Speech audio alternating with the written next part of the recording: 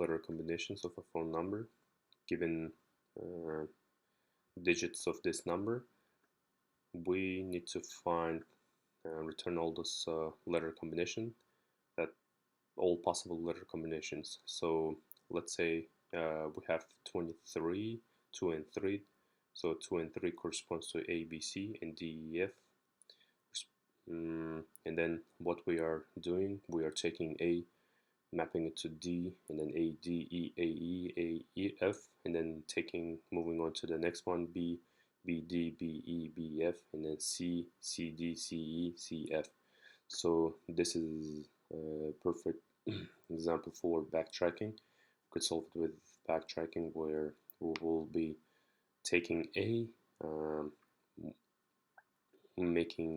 combining it with D, then backtracking it back to A, then combining with E, backtracking back into A, then combining with F, then backtracking to here, and then moving on to the next one, B, and then combining with D, backtrack back again to B, combine with E, F, and then backtrack it back to here, then move on to C, etc. So we will go with that flow.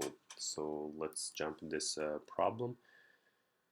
I have created the map, so already identifying these numbers right here. So it's a hash map where we have these numbers right here corresponding to its character, which is these numbers, and then cycle these letters.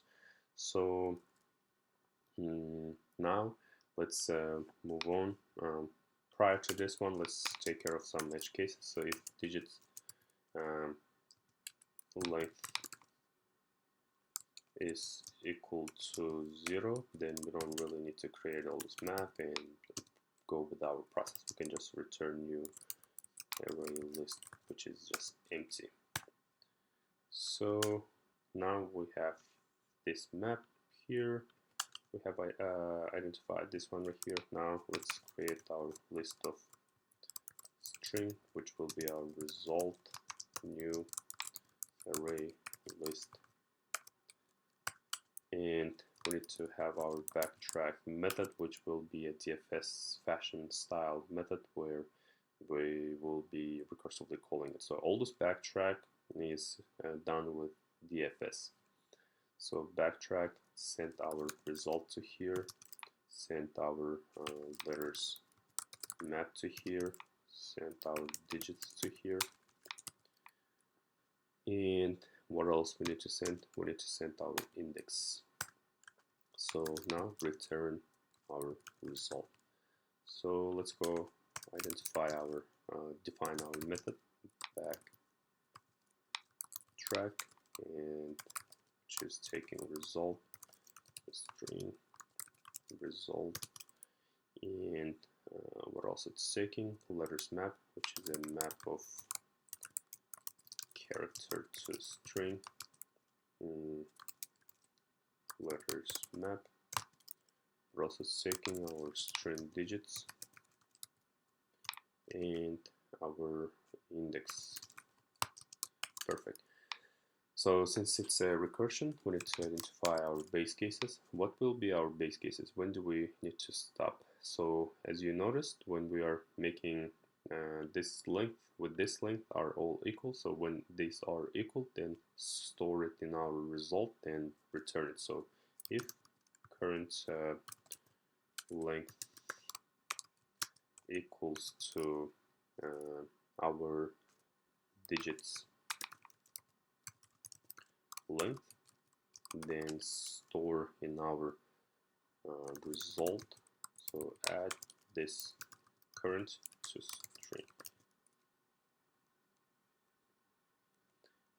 So we need to pass our, so okay, I did not define our string builder because like we need to find a way to add to our result. So string builder current, that's our that's where we'll be storing this AD, AE, etc. So it's the string builder, so that's how we add it to here. And what else we need? If we can just return it from here, there's no need to go with that. And Else we will just try to find this given corresponding numbers letters, and then from there start mapping it to each other. So how we are going to do that, will be taking the letters, digit letters. That's what we have, digit letters, which is coming from our map. So this letters map, as you can see, key is character and then corresponding letters. So this is uh, digit letters that we are trying to get. So get, and then in our constraints we have only numbers from 2 to 9 inclusive, and so we don't need to validate if it was the right or not. So we will just assume we're always getting the numbers between this and the inclusive. So digits char at, because that's where it's coming, and then our index. So now we have access to, in this example, we have access to ABC. So this is our ABC. What we are going to do, so we are going to loop through this ABC, digit letters to char array.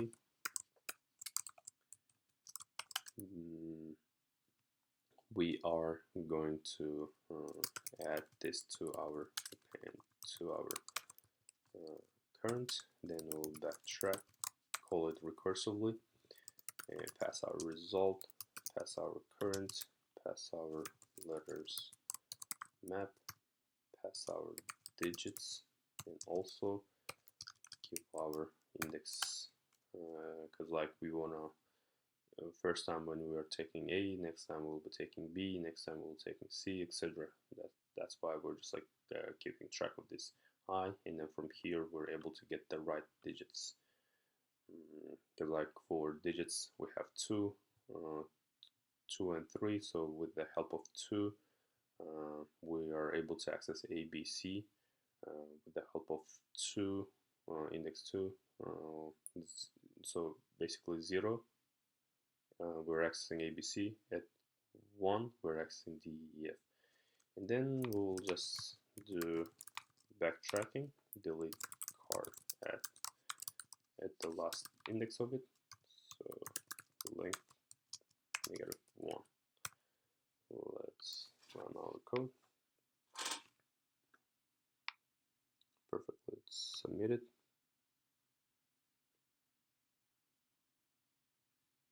Nice.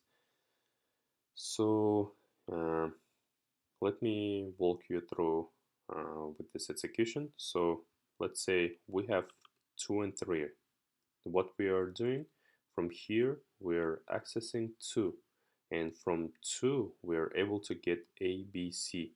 So now digits is ABC, and then from here we're taking A, so appending A to here, then calling backtracking with this index, the next index, because like in here current size is just 1, so we're not hitting our base case, so we are taking digit, this becomes 1 and then DEF. So now we have already A in here. This is DEF.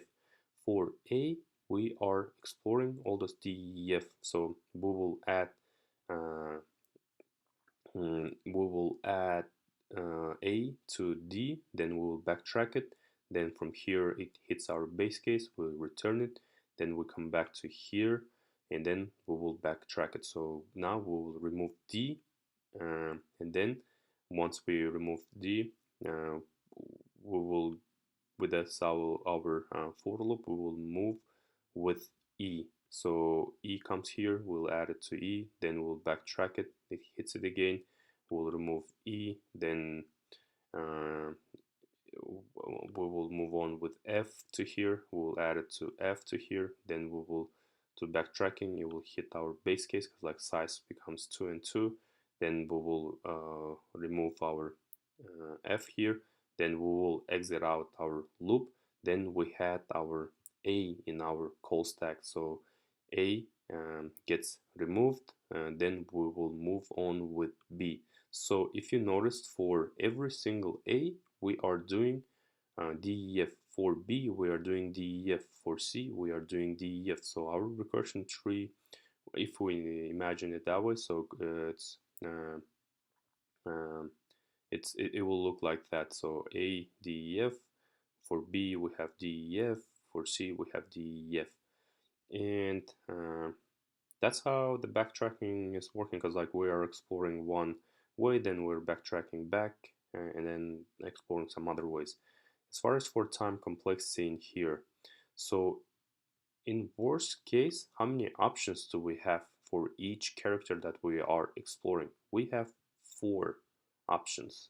So we can say 4 to the power of n times n, that's our time complexity, where n is the digits in our digit string. Um, so why is that? So 4 to power of n, for each character we have 4. In worst case scenario, we have uh, up to 4 paths to explore. So for character, like in our example, we saw that for character A, we were exploring up to 3 here. But we are saying the worst case. So worst case, we can see that there are 4. So let's say it's like if we had like 2D to 9. In that case, like for A, we are exploring this 4 options. Like if it's 7, 9, then we're exploring. For P, we're exploring up to like 4 options, 4 path. For Q, 4 path. R, 4 path, etc. So that's what it represents. So 4 to power of n. For each character, we have 4 paths to explore, and then we are exploring all those characters. So we are seeing one by one of these characters. So for each character, we have 4 paths, and we are going through all those characters. So that's why it's O n times 4 to power of n, where n is the length of our digits. And for space complexity, since it's a recursion, we have our recursion tree and stack that is growing, and up. So for each character, we were growing up to this given path. So we can say O n times k, where k is this maximum. So in our case, it's 4. So 4 times n, I mean, we can just say simply n. So our space complexity is O of n, but if we want to generalize it, it's O of n times k. So where n is the length of our digits, and k is the maximum path that we are exploring, maximum options that we have.